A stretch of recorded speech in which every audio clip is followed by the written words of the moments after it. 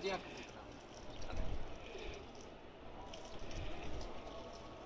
ਮਾਕਰ ਚ ਨਾ ਪੇਨ ਪੈਂਦੀਆਂ ਨੇ ਇਹ ਦੱਸੋ ਇਹ ਤਾਂ ਆਪਣੇ ਵਾਲੇ ਕਬੂਤਰ ਵਾਲਾ ਸਾਰੇ ਹਨ ਨਾ ਬਰਕਰਾਰ ਕਿਹੜੇ ਅਭੀ ਵਾਲੇ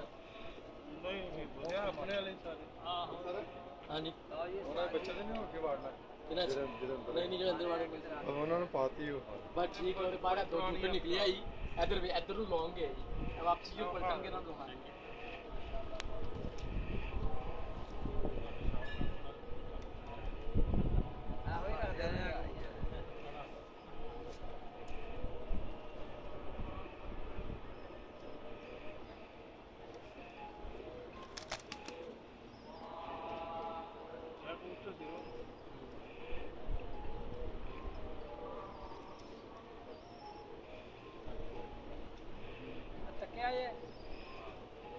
या तेरे को या